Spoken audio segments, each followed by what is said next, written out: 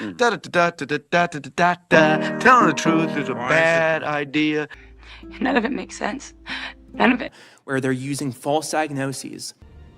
You sure you want to do this? And then misrepresented sexes in order to bill insurance companies to conceal, quote unquote, gender affirming care. You know what history does to trained physicians who ignore science. Oh, wow. I was diagnosed with generalized anxiety disorder at 8 and prescribed Prozac. What if you had to tell someone the most important thing in the world, but you knew they'd never believe you? Their families left in ruins. Bleeding with pain and soaking with pain. Telling the truth can be dangerous business. Why? Why? In June 2024, California Shasta County PS seized our 15-year-old virgin daughter, not for abuse or neglect, but solely because we refused to affirm her sudden desire to transition. Because that's what families do. Mom, they take care of each other. What I mean by that is back in the 70s, lesbian mothers were in a position to lose their children just because they were lesbian. Oh, is that brilliant? Telling the truth can be dangerous business. Honest and popular don't go hand in hand. How much money we think each patient would bring in, and this is only including top surgery. This doesn't include any bottom surgery, and it's a lot of money.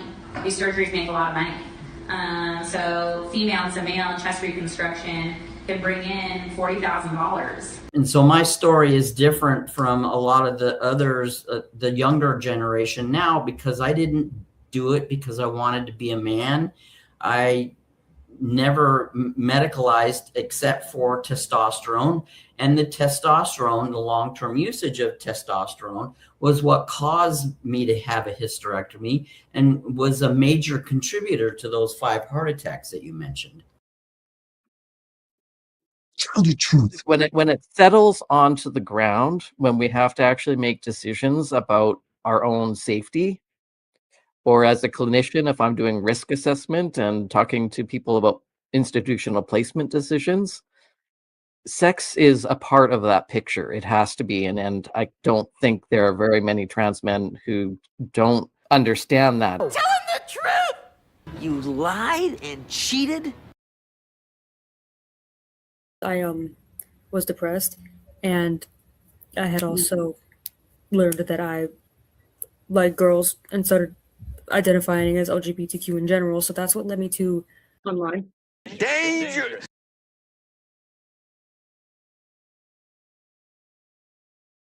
I want the truth! You can't handle the truth!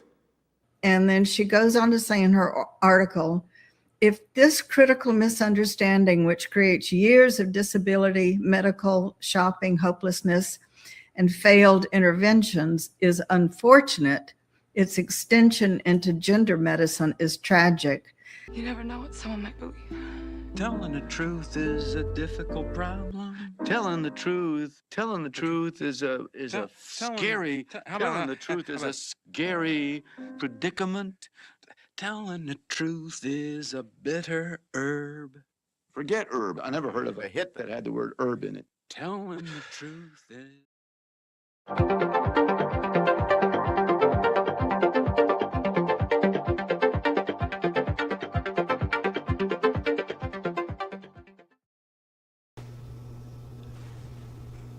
Hello, welcome or welcome back as the case may be. Welcome to those of you who decided to give it another try with us. We had audio problems that we couldn't resolve. Big thanks to Darla for trying. Big thanks to Extra Bulla, aka Warren, for giving it his best shot. As it turns out, it was totally on me, which is no surprise, but I had flipped a wrong switch back in there. So y'all may think it's easy having a podcast. Let me tell you, it is not. Once again, we had some problems, which is why we're so late. once again, it's on me. There are an awful lot of buttons to push and those kinds of things. And if you stumble in the craziest place, you'll wind up not being in the same studio or whatever, which is what just happened. Sorry. And so I also want to say welcome, if I didn't already do it before, to the people who are going to watch this recorded on YouTube. It's really wonderful that you all are here and that you're interested in this topic. And so did I say that I'm Ellin Jimmerson? I don't think I did. I'm Ellin Jimmerson, and this is Moving Parts, Why Children Become Trans. And that word trans is in scare quotes. Okay, so we start out with gender news, as we do every week. And so the first thing that happened was, this actually happened last week, but I didn't get to read it last week. So I think it's important enough to go ahead and tell you about it if you don't know about it. And first of all, the Department of Health and Human Services releases a report. I'm sorry, I'm distracted. I also want to tell Darla, all the notes that I put in the teleprompter have disappeared, so I guess I put it in the wrong spot. So if you can just, as we're going along, just go to media assets at the top and work down. Sorry about that. Again, it's on me. I get distracted. I'm also on a medication it's making my heart race and making me kind of spacey. So let's go back. The important news, among the important items, is that the Department of Health and Human Services released a report on August 13 exposing fraudulent insurance coding for sex-rejecting procedures on minors. The report examined insurance coding practices, financial incentives, and the prevention of sex-rejecting procedures for minors.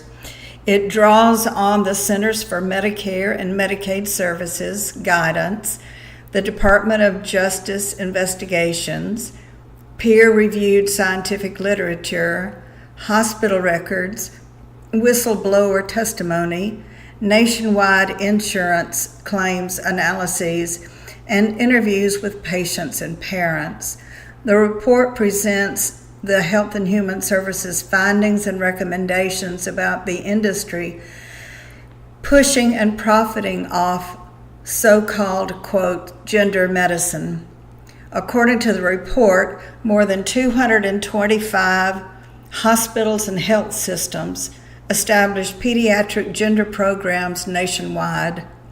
The report also analyzes nationwide claims data from 2015 through 2025 and identifies approximately $50 million in insurance claims for puberty blockers billed using endocrine disorder diagnostic code E34.9, which is endocrine disorder, unspecified.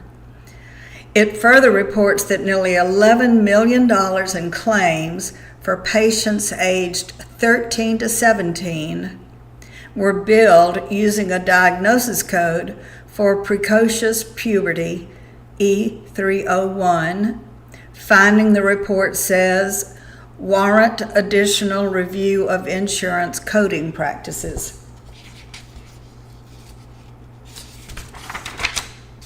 Pursuant to that recommendation, on August 13th, Vice President J.D. Vance, as chairman of the White House Task Force to Eliminate Fraud, and Secretary Kennedy referred hospitals and clinics identified by the report to the Department of Justice and the HHS Office of Inspector General, respectively, for possible violations of federal law.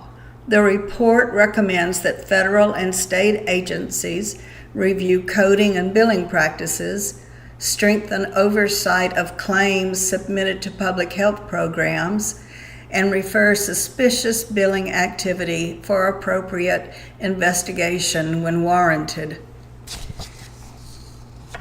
The report's claims, I think I pretty much said that. Okay, the full report, Wolves in White Coats, is available online, and I'll have a link to it in the show notes.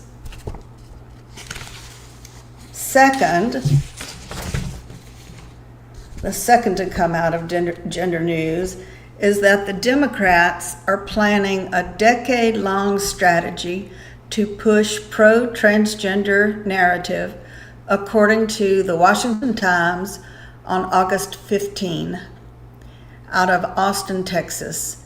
Democrats are doubling down on their fight to convince Americans that their transgender policies should return. The plan is to hammer home stories of transgender teens suffering discrimination and humiliation, gaining sympathy from voters, and making a liability out of the expected onslaught of GOP ads attacking Democrats' transgender policy. One DNC member described it as a slingshot moment. And that member is Sam Alamon, the LGBTQ liaison for the Democratic Party. He joined the DNC after working for years for abortion rights and for Planned Parenthood. So apparently his strategy is to frame both issues as bodily autonomy issues within a civil rights framework. Now this is interesting because of what we're going to talk about later on. The spending also targets get out the vote on pro-transgender voters. We have a model, as I pointed out, that targets 74 million folks that we know vote based off our issue set, Mr. Alamon said. Republicans have been hitting the transgender issue since at least the 2024 presidential race. That's when the Trump campaign hit then Vice President Kamala Harris with a devastating ad campaign. Kamala is for they, them. President Trump is for you. This campaign season, Texas Attorney General Ken Paxton is out with an ad in his run for the U.S. Senate against Democrat State Rep James Tallarico. Paxton's ad is a takeoff on the famous Daisy ad from President Lyndon Johnson's 1964 campaign. And if you're as old as I am, you may remember this campaign. It opens, this is in the Ken Paxton's takeoff on the Daisy ad. It opens on a black and white shot. A young girl with long blonde hair on an operating table as she's being prepared for sex reassignment surgery. In the background, the ad's voiceover says, she dreams of growing up, falling in love, becoming a mother. The girl counts as she's picking the petals off a daisy in a field. 1, 2, 3, 4, 5, 6. A doctor's voice says, keep counting. Then a gas mask is placed on her face as the doctor's surgical mask drops from his face to reveal it's James Tallarico. The voiceover says, the transient brain, which to me is just, what does that mean? You know, apparently they paid good money for this. The transient brain plays on confused children, irreversible puberty blockers, cross-sex hormones, sex change surgeries. Democrats said such attack ads will backfire on Republicans as Americans increasingly embrace transgender rights, the same way Democrats brought voters to their side on gay marriage. And again, pay attention to this, because we're going to talk about this, albeit in a roundabout way, in the content of the show.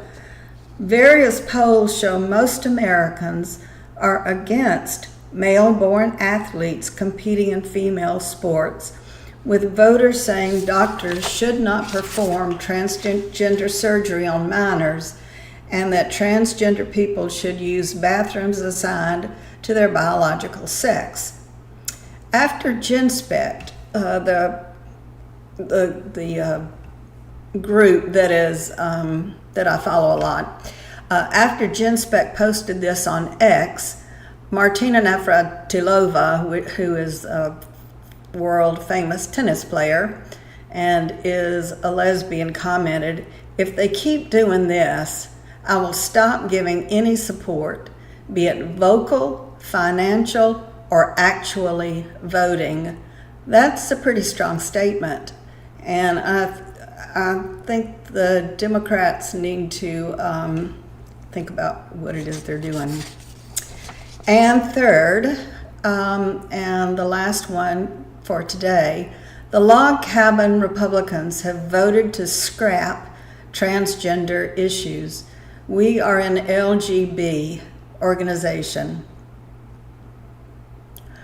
The log cabin Republicans announced Friday that they will no longer advocate for transgender issues, declaring itself to be an LGBT organization.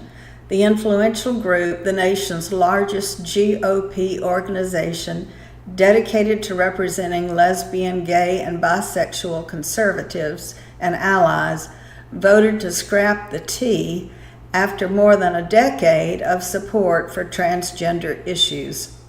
They did so over the trans rights movement's focus on minors. The head of the log cabin Republicans explained, "At the time, we did not believe that we would find ourselves where we are today." Ross Heminger, president of the log cabin Republicans, wrote in an op-ed for Town Hall announcing this mission shift. At the time, the transgender movement has ceased focusing on adults at all.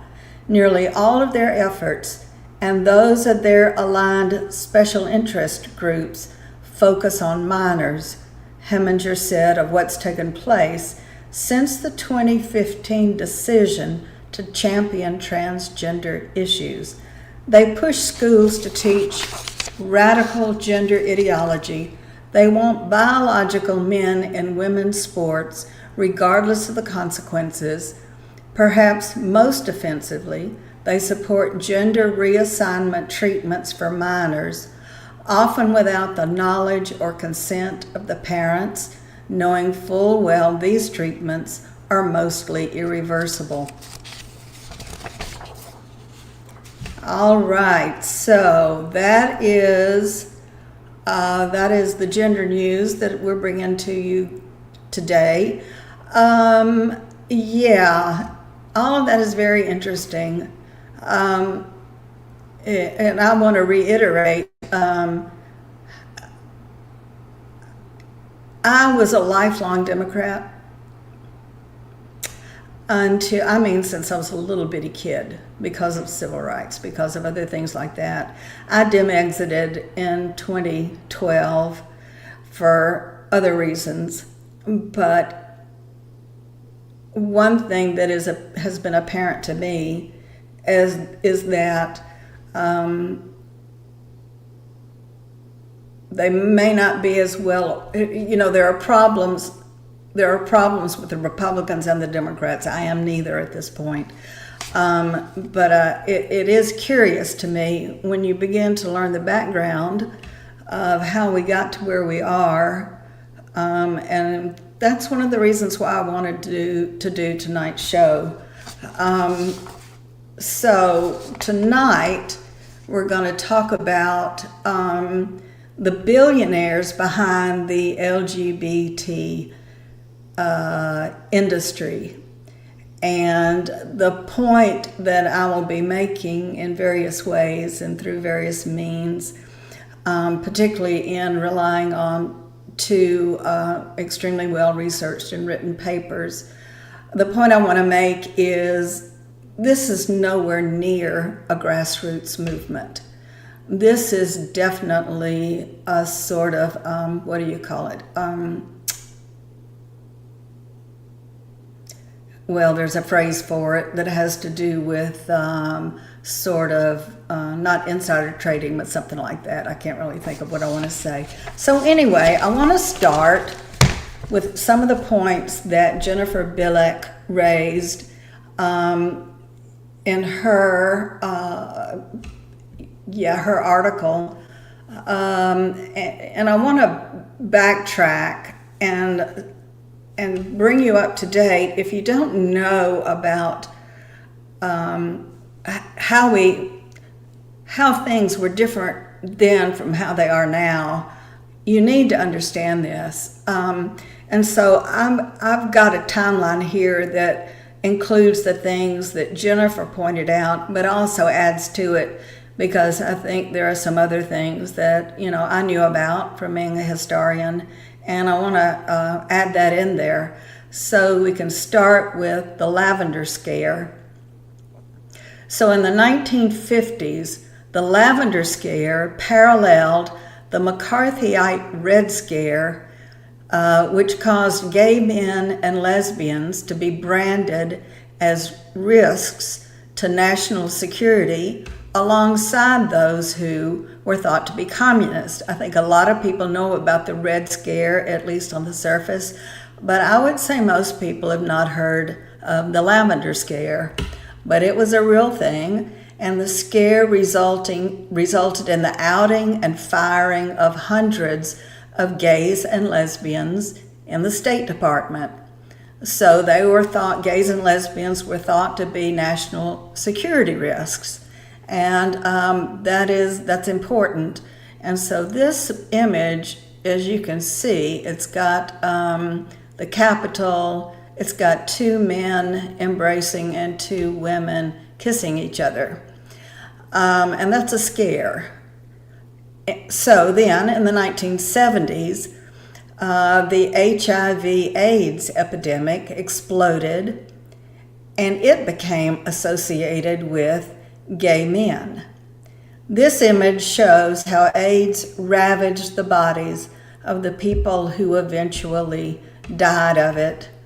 And I had a very dear friend who passed away of AIDS maybe 10 years ago. It was an epidemic. It exploded.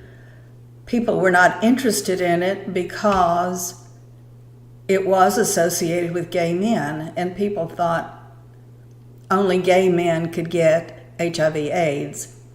And then in 1978, just formulating this backdrop to what we're going to be talking about, in 1978, Harvey Milk was the first openly gay man to be elected to public office in California, and he was assassinated. He wasn't assassinated because he was gay, to the best of my knowledge, but for political reasons.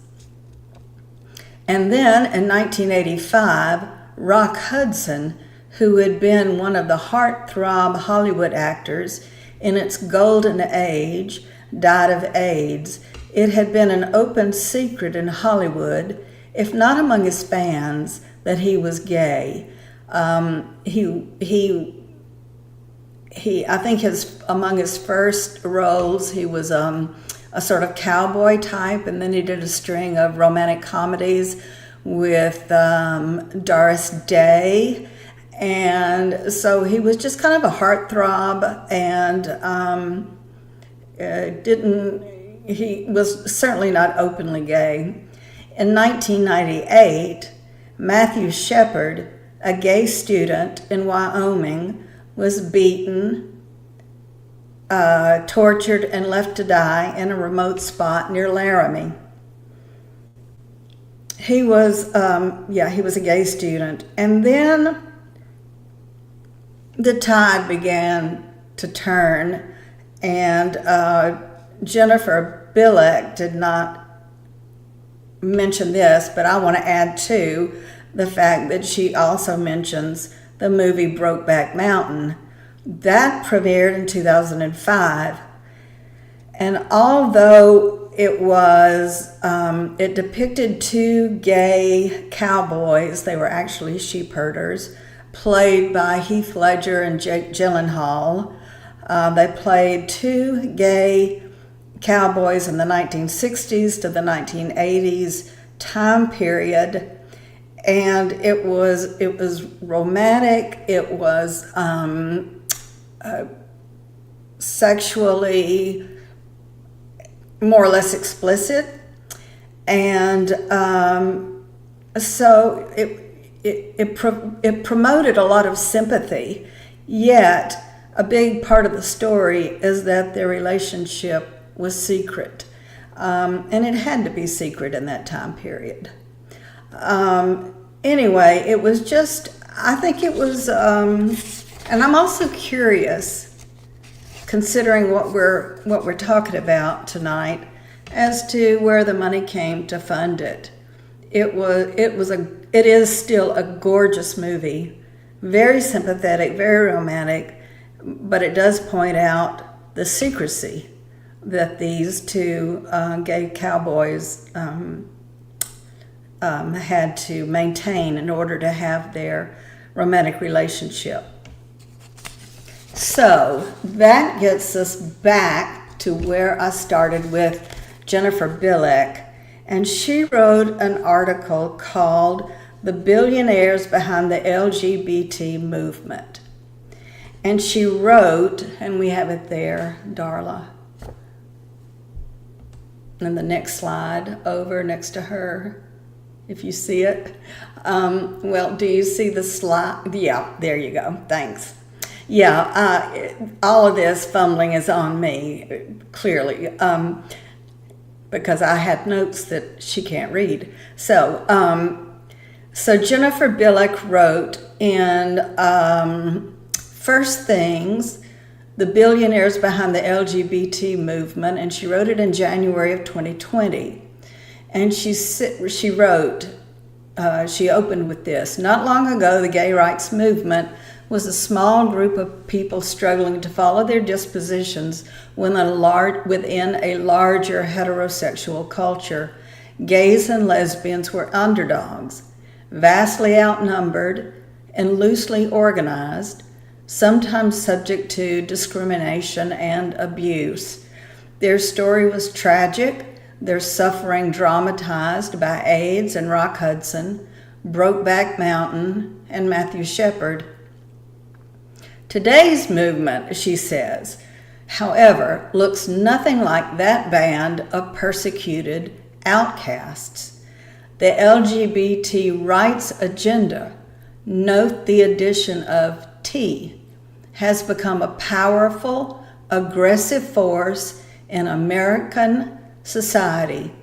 Its advocates stand at the top of media, academia, the professions, and most importantly, big business and," pay attention to this, "big philanthropy." And she says, consider the following case when she goes into the fact that one of the powerhouses behind this was, because of his money, was Homer Stryker, who was an orthopedic surgeon who founded the Stryker Corporation. I'm going to put a pin in that and come back to it, but I want to move on to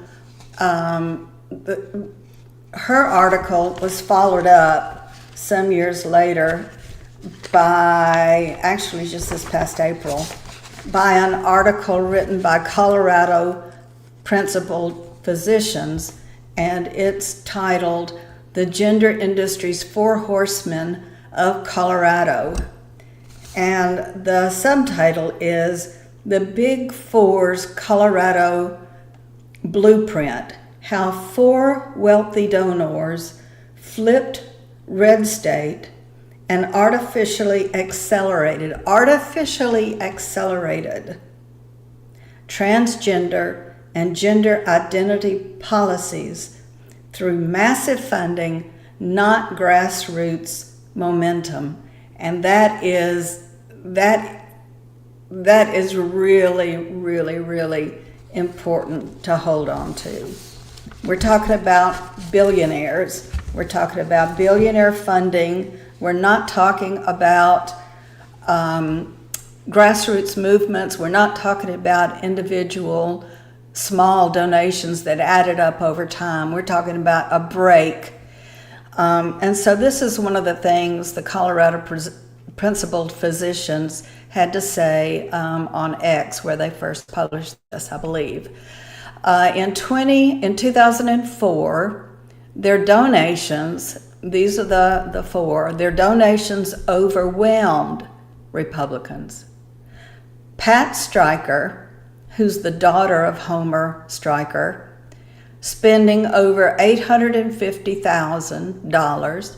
Tim Gill, nearly $775,000. Jared Polis, I'm not sure how he pronounces his last name, and Rutt Bridges donated over $400,000 each. I've never donated $400,000 to anything in my life. I think the most I ever gave to a politician was in the neighborhood of $100,000. Okay, let's go back. I'm sorry, Darla, I wasn't through. No. Go back to there you go. Okay, thank you. Of $3.6 million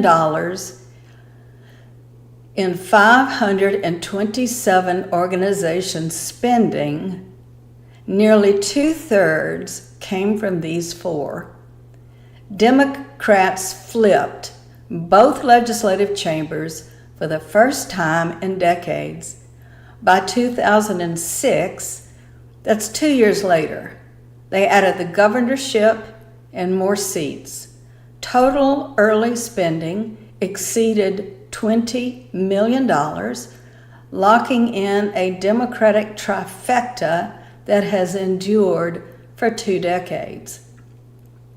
The blueprint, they write, explains the mechanics in plain terms.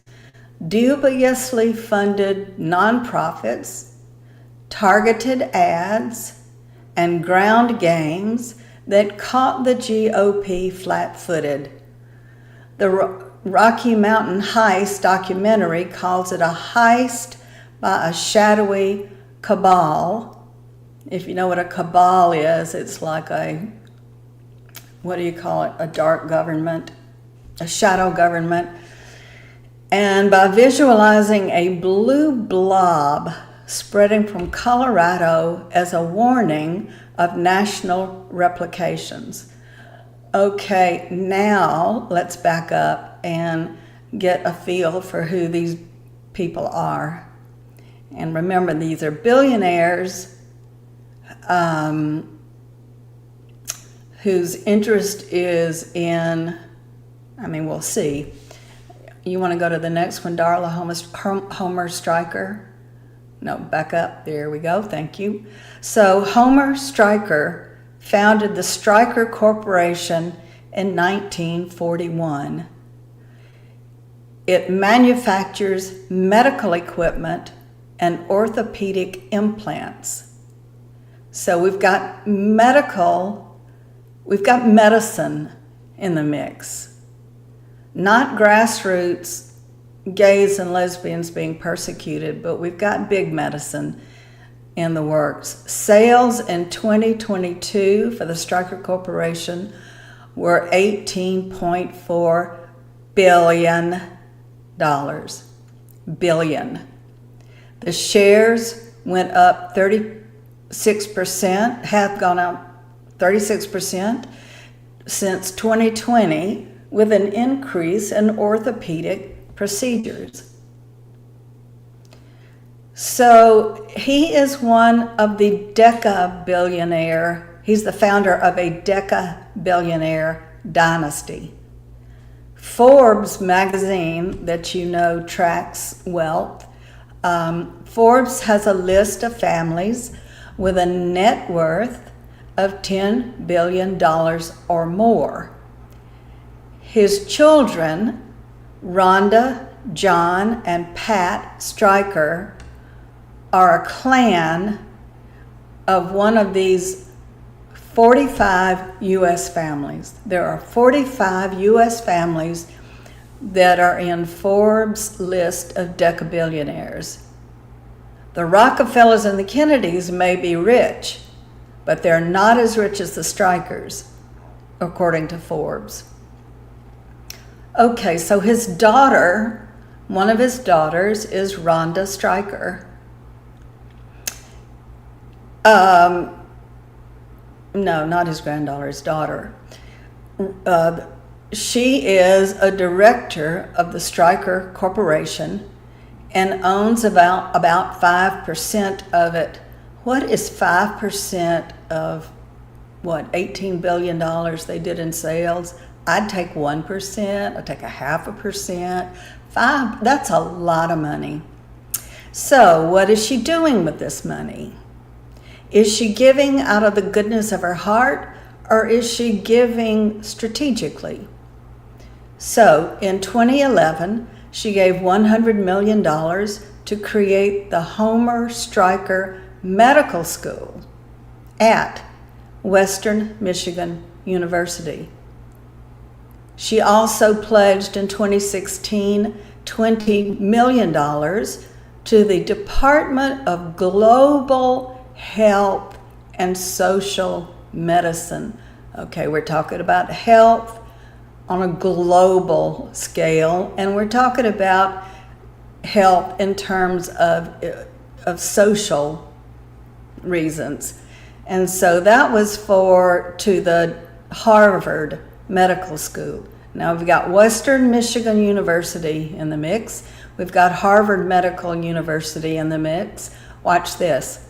In 2018, she donated $30 million to Spelman College, which, if you don't know, is an HBCU, and that stands for Historically Black Colleges and Universities, or College and University. HBCU. So now Spelman College, Western Michigan, Harvard, Spelman, and she gave them $30 million. It was the largest gift from living donors in its history. But there's more. It was earmarked for a queer studies program named after Black lesbian Audre Lorde. Okay? And of course she wants nothing in return. I said that sarcastically. If you give somebody $30 million, you do expect something in return. Now, I'm not suggesting that she's not an anti-racist, or that she's not, or that she is homophobic, in disguise. I'm sure she's not. I'm sure she's as liberated from racism as most of us, and I'm sure she is sympathetic to lesbians and gays and bisexuals. But when you name a program after a Black lesbian who's very well known in some circles, Audre Lorde, so we're getting, to me, it seems quite obvious that this is some strategic giving here. We're giving to medical schools, and we're giving to an HBCU. Okay, so her brother is John Stryker. John, I don't know why I keep writing these were his grandsons. These are his kids, I'm almost sure. But look it up. And if I'm wrong, I'm wrong. If I'm right, I'm right. So, John is also a stakeholder in the Stryker Corporation. And the corporation in 2024 sold $22.6 billion in medical equipment. We're up from, 18 to now $22 billion. He's also the president and founder of the Arcus Foundation. He is a gay man. And without any doubt, he has experienced homophobia, no question about that. But I don't know that really accounts for the entirety of what's going on here. The Arcus Foundation is to advance LGBTQ human rights and, watch this, the conservation of great apes. Now, this is what he wrote about the great apes. Great apes are under huge threat. They are becoming extinct in the wild, and I inserted Africa and Southeast Asia because that's where they are. That's where the great apes are. Africa, okay, are we getting this? We're now in Africa, we're now in Southeast Asia doing good things. And they are being used in the biomedical and entertainment industry, then just being thrown away. We don't use the language of animal rights. Why? Because a lot of people think that's dumb. It's more of a compassion and conservation language. There's one common ground, and I put in connecting LGBT to great ape conservation, the compassion side. Another connection is justice. Now, who can be, maybe you're not in favor of animal rights, but who could be opposed to compassion and justice for Africa and Southeast Asia? In our work for human rights, we are among those trying to expand traditional ideas of social justice to include sexuality and gender. Now watch this, In our great apes work, we often see a connection between economic development for people and ape conservation. Social justice for people can truly enable conservation. This is him speaking to the Rockefeller Philanthropy Advisors about the Arcus Foundation in 2008. Let's rewind. Economic development. We often see a link between economic development for people and ape conservation. Economic development, I say, as someone who has looked into this and has written about it and done a movie about it and all the things, I can tell you that economic development is code for get into someone else's country, someone else's land, and extract their resources, and we call that developing them. The GDP may go up, but the standard of living goes down. If that makes sense. If it doesn't, we can talk about that more at another time. But this is just, so we're tying apes to conservation. We're tying LGBT rights to endangered animals, to conservation. We're tying it to doing good in Africa and Southeast Asia.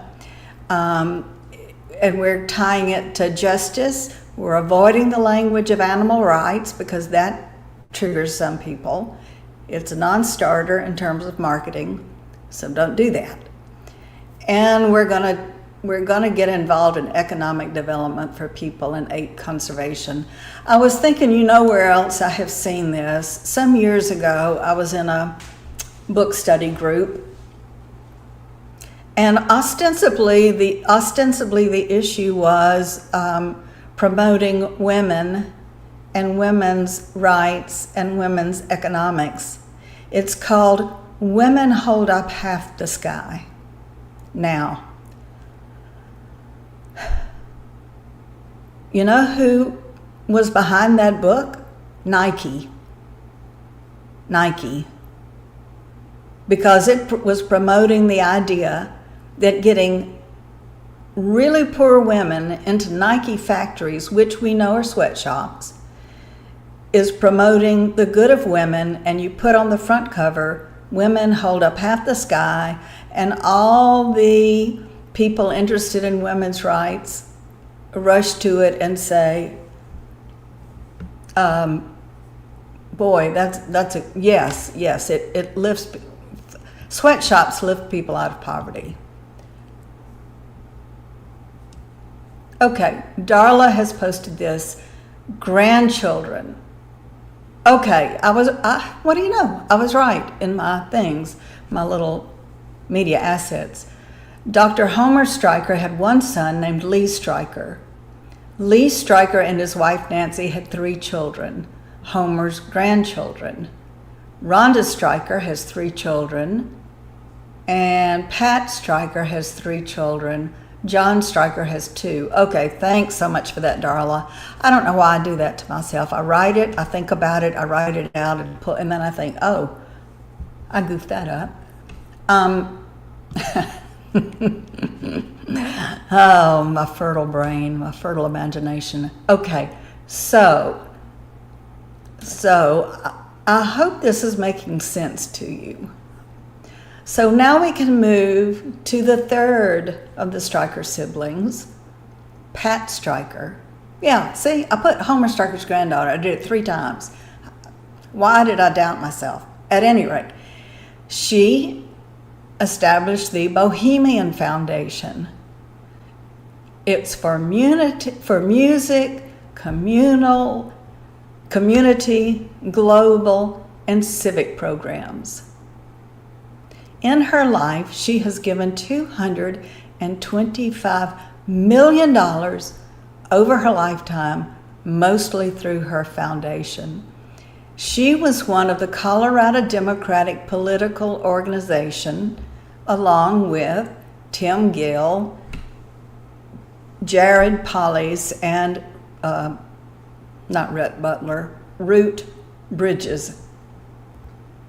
Okay, let's move on to, and I'm going to she also gave, in 2016, she and John Stryker gave a combined $10 million to fund the memorial for victims of racial terror lynchings.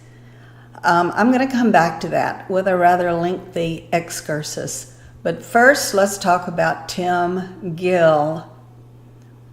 Tim Gill is Pat Stryker's pal.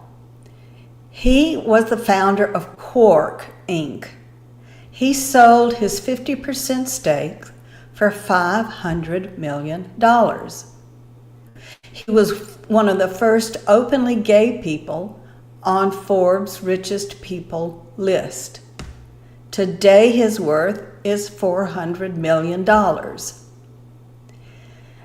After he sold Quark, he established the Gill Foundation in 1994, and it is based in Denver.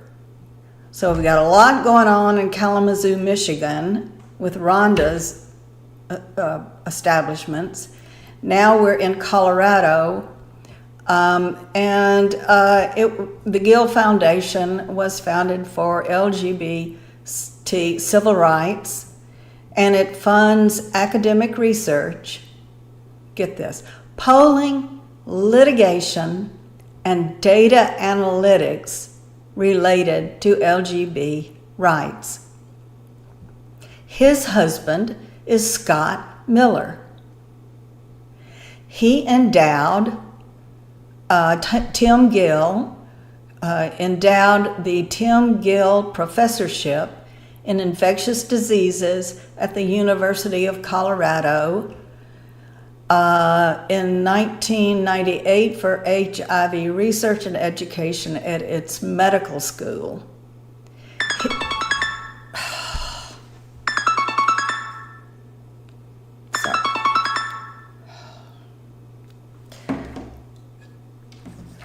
Spam risk.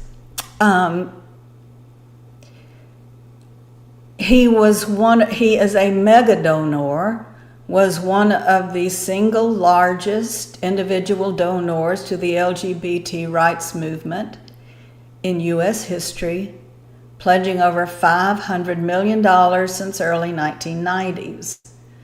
Okay, page 2 for Tim Gill.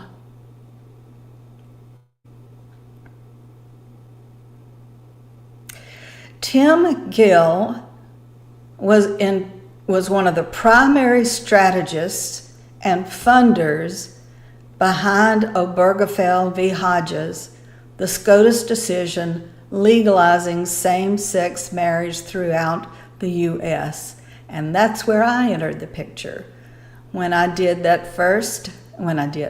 officiated the first legal same-sex wedding in Alabama and became the first duly ordained Baptist minister to officiate a same-sex wedding, it never occurred to me there might be more to it than just a simple victory for gay and lesbian rights.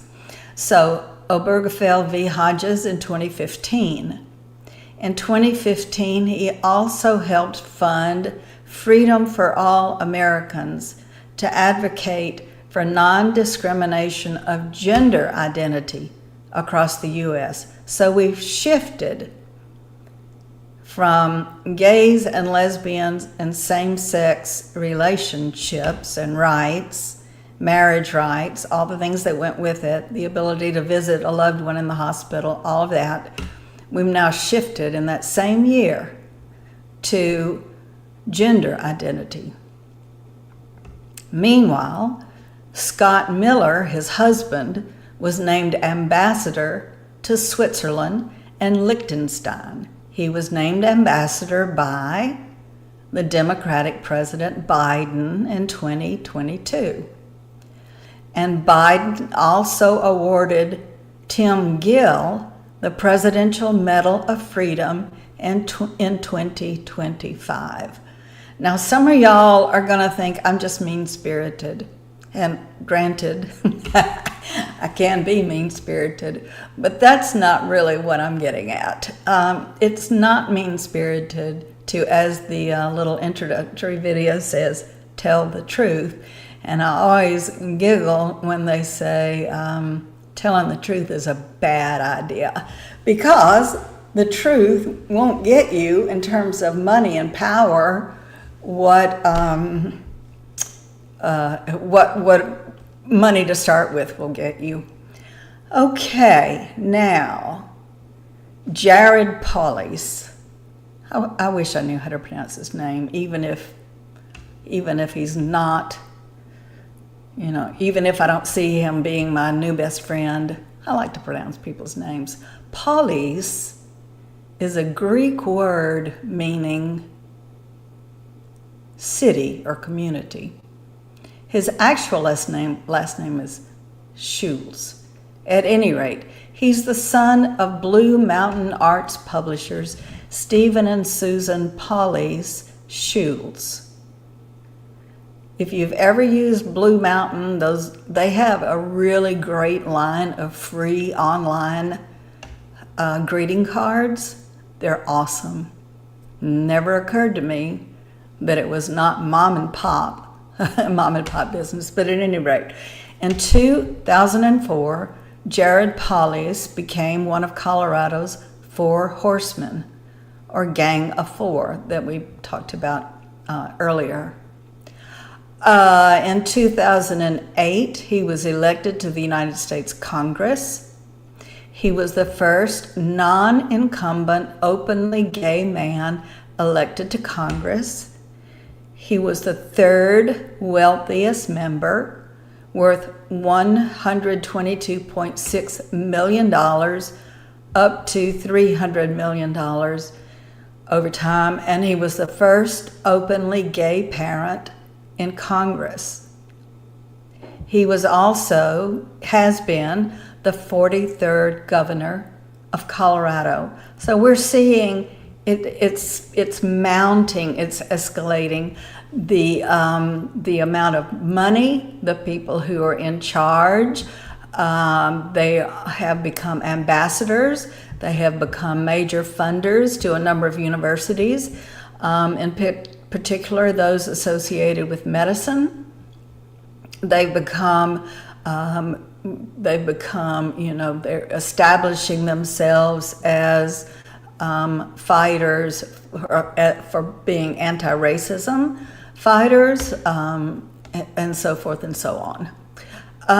Let's see, I think that's it for him. Let's move on to Rutt Bridges. I ought to know how to pronounce his name. He and I are exactly the same age, and he grew up in South Georgia, as did I. But I don't think we knew each other, at any rate. We may have even been friends had we known each other. But he is a geophysicist. He started out with the Chevron Corporation. He developed software products for the processing of seismic data for the petroleum exploration industry. Holy cow, now we're getting everywhere. In 1991, he received the Enterprise Award by the Society of Exploration Geophysicists.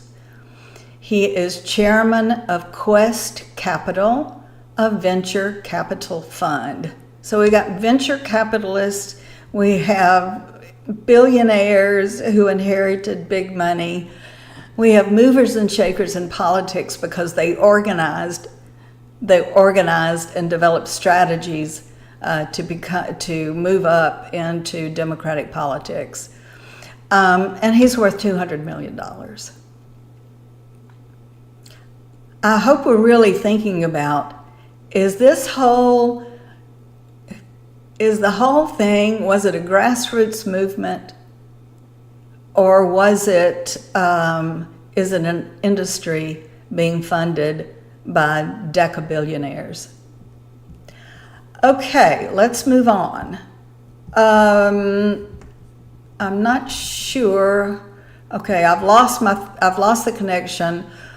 What I wrote it somewhere, but don't have it in. Okay, let's try this. ILGA Europe. Let's just go with the flow. Okay, this is the lesbian ILG, International Lesbian Gay Group in Europe.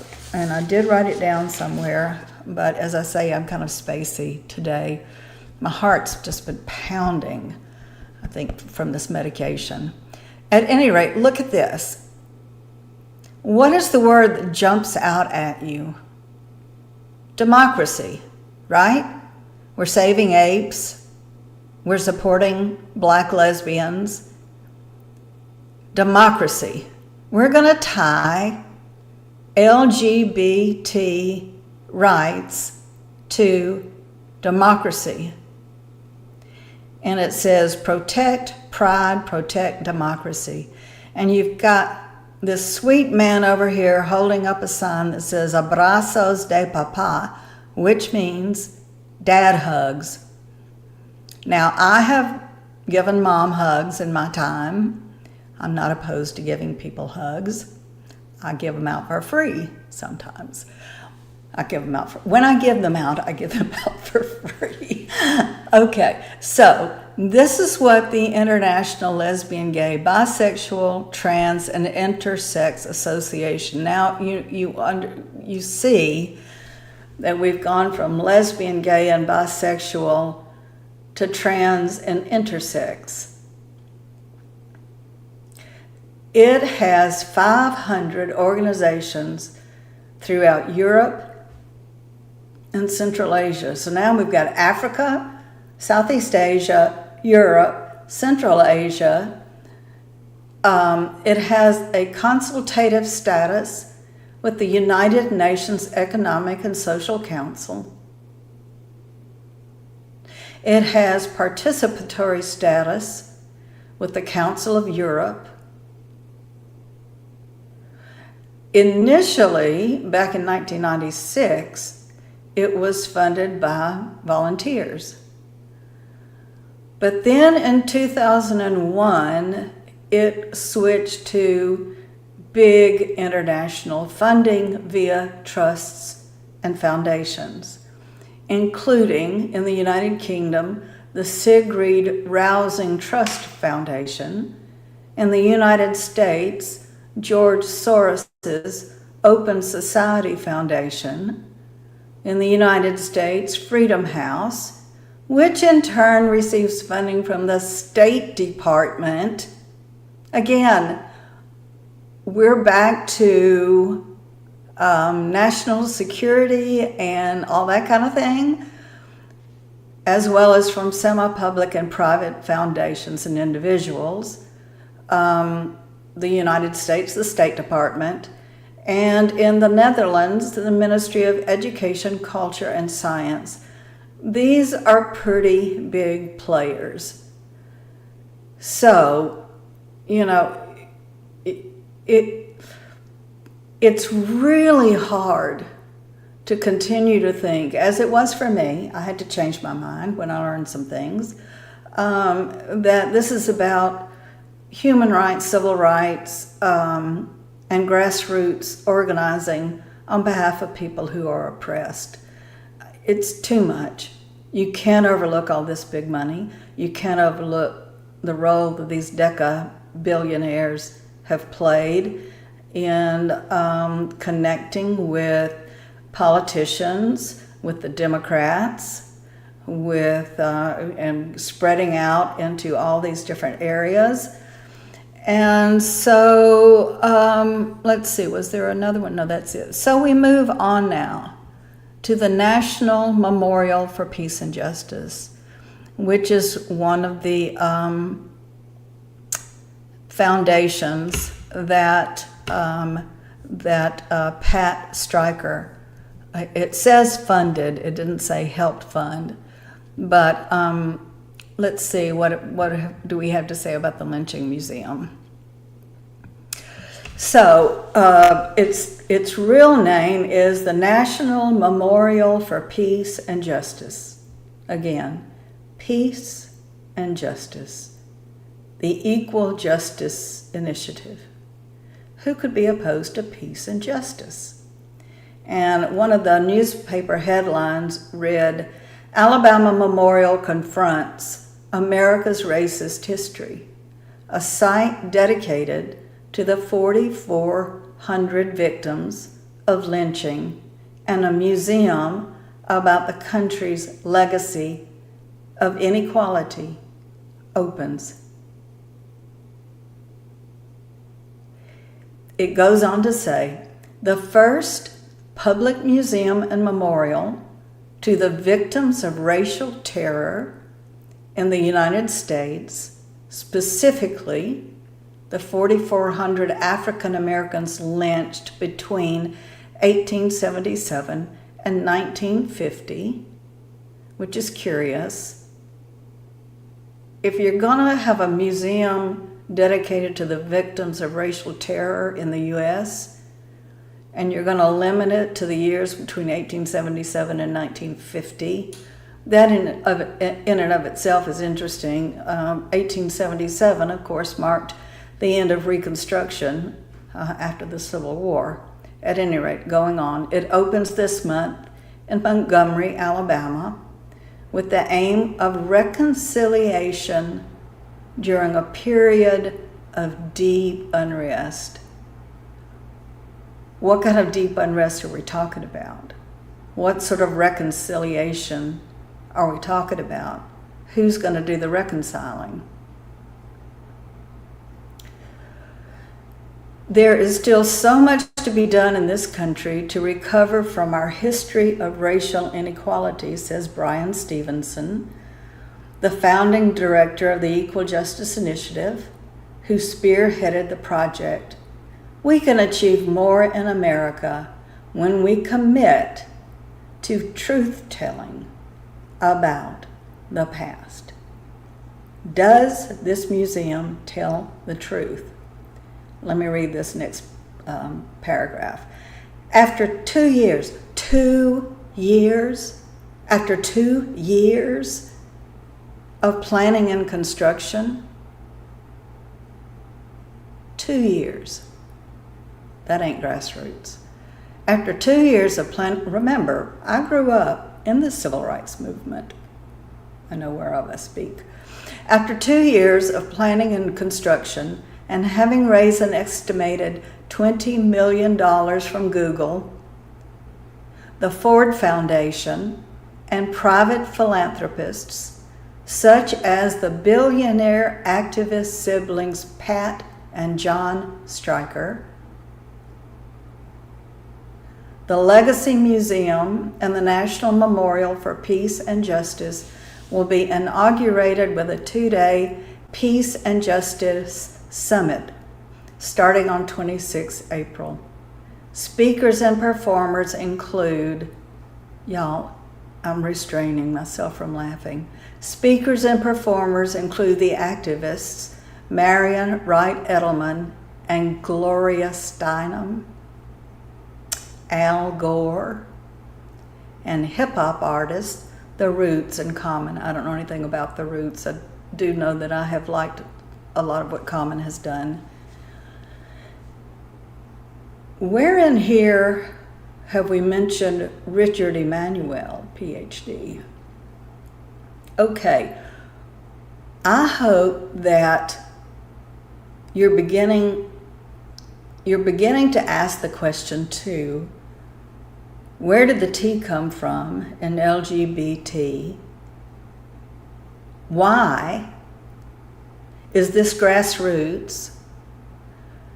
Does it really have to do with peace and justice and lifting people out of poverty and all of those good things? Or does it have to do with expanding their already bloated portfolios? So what I'm going to do now is do an excursus. If you don't know what an excursus is, that is just, it's what seems to be getting away from the subject at hand, which is LGBT billionaire money, and into something that's unrelated. But it also is related, and I think I can demonstrate that to you.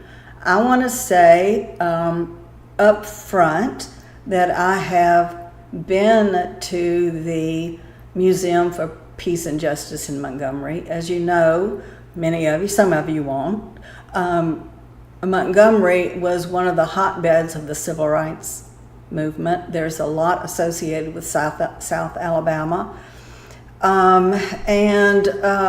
So that's not really happenstance. That's where the Southern Poverty Law Center has been located. At any rate, I'm going to get ahead of myself. It is beautiful, no doubt about it. It is stunning, absolutely, positively stunning. What you're supposed to do when you go there is, I have learned from friends, clutch your pearls and go, oh, I had no idea. Well, I had an idea. I grew up in it. The problem with the museum is that, as I have said for a long time, for years, the museum doesn't tell the truth. it doesn't talk about all victims of racially motivated lynchings, lynching not being confined to a rope, but otherwise. And I want to go into that because this is important. Pat Stryker and John helped fund this museum along with Google and the Ford Foundation, and they don't do it not wanting to get anything back. I may be jaded in my old age, but I just don't see that. So yeah, go back to that, Darla. So here's my question. Does the Lynching Museum tell the truth? Does it tell the truth about racial terror and lynchings of Native Americans, of Asian and Asian Americans, of white sympathizers, of Italian Americans, of Mexican and Mexican Americans, and of Jews in America? I can tell you that it does not, because it doesn't talk about them at all. They are left out. So let's look at Native Americans. Between 1835 and 1964, at least 137 Native American or Alaska Native people were lynched in the United States. My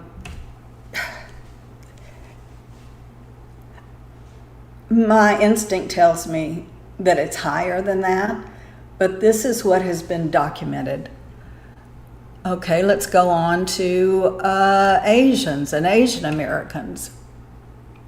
There have been multiple recorded lynchings, mostly in the American West. It happened mostly between the late 1800s and early 1900s. These were mostly Chinese laborers. So whether, I don't know if they're being called Asian Americans out of politeness, I think most Chinese laborers were not citizens, but I won't quibble with that too much. The Los Angeles massacre in 1871 was the largest massacre of Asians in our history, I believe. I think there were 80 who died, who were killed in that massacre. There was another massacre in Rock Springs, Wyoming in 1885. Another in Squaw Valley, Washington in 1887. Another in Hell's Canyon, Oregon in 1887. Okay, now, what about white anti-racist sympathizers? To leave out white people who were killed because of racism, because they were opposed to segregation, like my parents, and we were well aware of people being killed. My parents got death threats got threats against my little sister and me.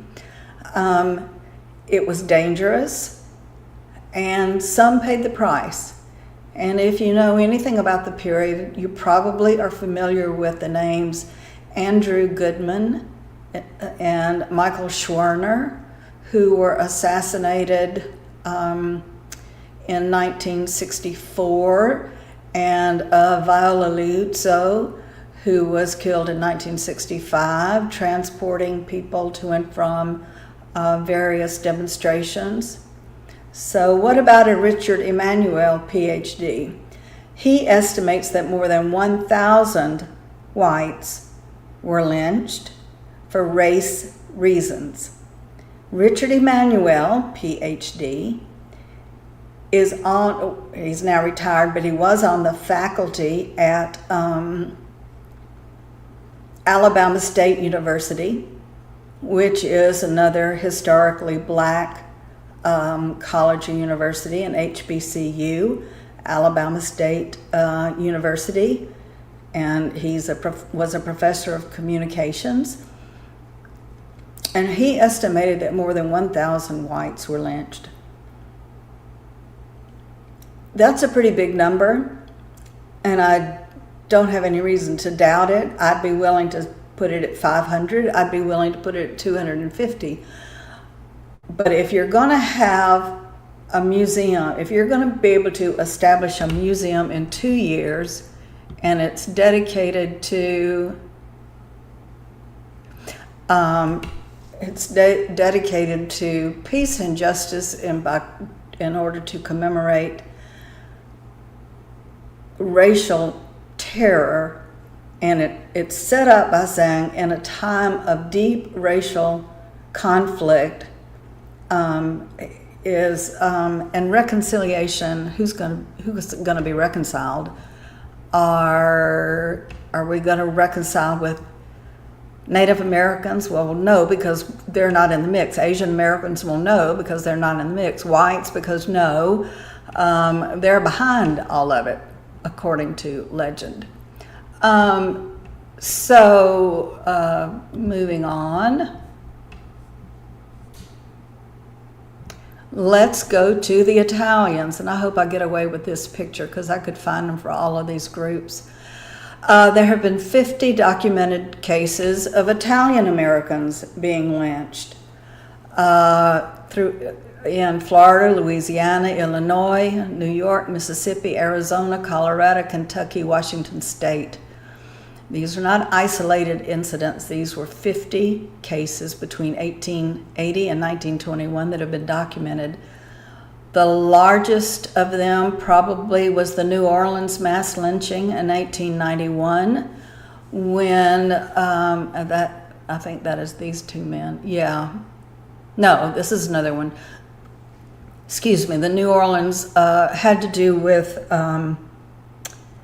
some Italian Americans having been accused of conspiring to murder the chief of police, I want to say, and they were acquitted, and so vigilantes broke into the prison and pulled them out and lynched, I think maybe 9 of them.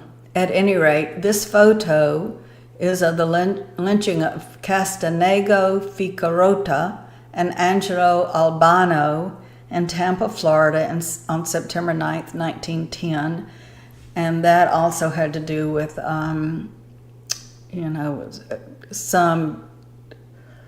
what the people who lynched him thought had been a miscarriage of justice. Mexicans. By Mexican, we mean Mexican, Chicano, Latino, Tejano. If you don't know, Chicano is the word for descendants of Mexicans who were born in this country. Latino is anybody who speaks Spanish in this hemisphere. And Tejano are children of Native Americans and Spaniards, Spanish settlers. So these would have been lynched in the late 1800s, the early 1900s. 143 in California, 160 in Colorado, some were black. Texas was a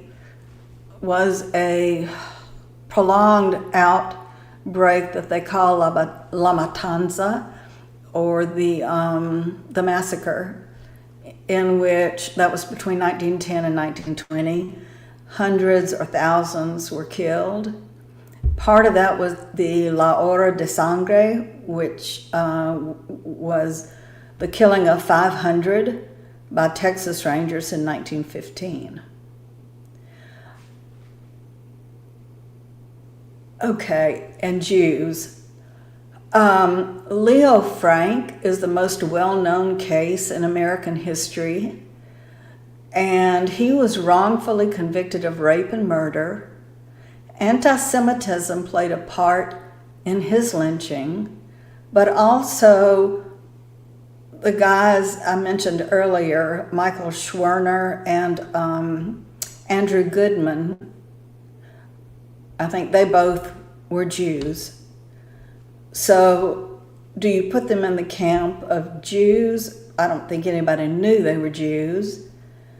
Or do you just put them in the camp of white people killed because they were anti-racists and others who were suspected of being communists and not for anti-Semitic reasons?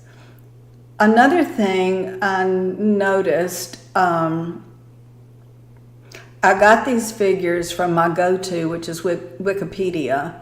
I already knew it, but rather than going through all my books and stuff like that, Wikipedia is pretty reliable in these matters. They have lots of footnotes that you can look up. The curious thing is that on each of these pages, it's got this disclaimer. Most people lynched in America were black. Every one of these says that. I'm not sure what the purpose of that is, but somebody has pulled some string to get that language on each one of these pages. At any rate,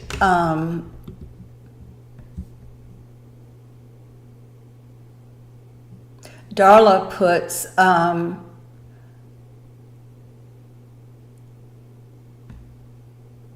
oh, right. Okay, thank you, Darla. She's giving me more information that I didn't say about the New Orleans massacre. March 14, a violent crowd in Louisiana. I think we're talking now about the New Orleans massacre. 11 Italian-American men were murdered in the largest single mass lynching in United States history. And the fact that they were Italian did have something to do with it. That's not happenstance. Italians were thought to be part of the mob, all of those kinds of things. Also, I can tell you this little tidbit from my upbringing. It seems clear to us sometimes who's white and who's non-white. When I was in high school in Birmingham, I was spending the night with a friend of mine, very, very nice girl. And she said, "Ellin, would you ever date an Italian?" She said, "Wouldn't that be like dating somebody who's black?" And I'm not sure how I answered. I probably tried to avoid the question. But there is not such a clear distinction in people's minds in these matters. And I think that's important to keep in mind too. Also, I once asked a group of people about Carlos Slim. Carlos Slim is a Mexican billionaire who made his money basically with NAFTA. And I asked people, do you think of him as being white or being Mexican, or how do you think of him? And people said, well, in Mexico, he's white. In the States, he's Mexican. So, yeah, these things are, they're interesting and they can be quite complicated and complex. Okay, so I want to wrap up with a word about trans and Jared Polis, one of the 4 horsemen in Colorado who is, So here are some of the Colorado trans policies that have been enacted under Governor Jared Polis. In 2019, he became governor. He passed, where is my, Jude's Law. Okay, Jude's Law, Ellin. I did print it out. Where did I put it? Anyway, these are laws. Okay, you're going to have to look it up, and we'll come back to it. So Jude's law has to do with,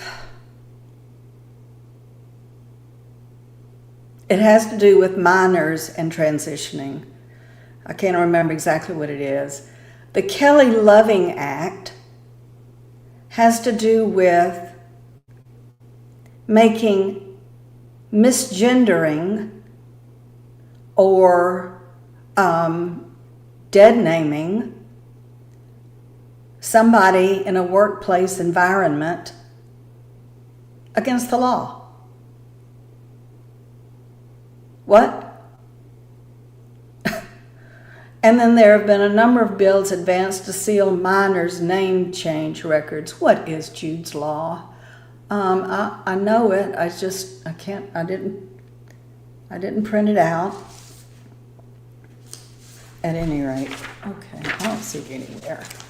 All right, so we've been going for an hour and a half now. Oh, let's see, Darla. Okay. Okay, Darla's got it for me. Thank you. Jude's law allows transgender and non-binary Coloradans to update their gender designation and legal name on state identification documents and birth certificates without needing surgery, a doctor's note, or a court order. So, I mean, again, is all of this grassroots? Are these the things people really honestly care about? Or does it have to do with decabillionaires wanting to increase their bottom lines? Does it relate to, I mean, can we see how these decabillionaires now have their hands in Asia, Southeast Asia, Africa, Central Europe, Western Europe, medicine, conservation, racial initiatives, all the things that people do care about, but I don't know that they care about where these people are going with it. I think we need to be thinking about that. If you have found this interesting, there is so much more I could say, but I think it's already been something of an overload as it is. So, be sure to like, share, subscribe. You have no idea how important that is. It helps with the algorithms, whatever algorithms are, it just helps. We need to get the word out about what's happening to these kids, but also how we got there. Do we really want a handful of billionaires to have this much power over how we think, over our system of governance? Do we really believe that going beyond gay and lesbian and bisexual actual persecution and all of the suffering, all that has gone along with that, do we really want to extend it? Can we not see that there's been an unnatural leap from gays and lesbians like Matthew Shepard and Rock Hudson and the Lavender Scare to people like Chloe Cole and Clementine Breen, the other kids that are bringing lawsuits? And my main question always, who benefits? Who benefits from the Equal Justice Initiative Museum if it's not telling the truth? Who benefits if we don't tell the truth? Who benefits if we manipulate words and manipulate people's feelings? Because at the end of the day, people are good. They really don't want people to suffer. But marketing is what it is. And the fact that our newspapers and mainstream media are not reporting like they once did. I hope this has raised some questions in your mind. If you would like to go on, I think it would be interesting, and I may do this, to jump into the meetings in Italy and to the Yogyakarta principles where all of this was attached to international law. We have to ask us, is this happening organically, or is there so much big money behind it that it's not organic? Okay, I think I've rambled on enough for now. Thanks again to Darla for hanging in there with me when I keep pushing the wrong buttons and so forth, and for looking things up when I forget to write it down. I appreciate Darla so much. And I appreciate y'all. Have a good rest of your week. Keep your eyes peeled and your ears open. Keep thinking, and I'll see you back here next week. Bye-bye.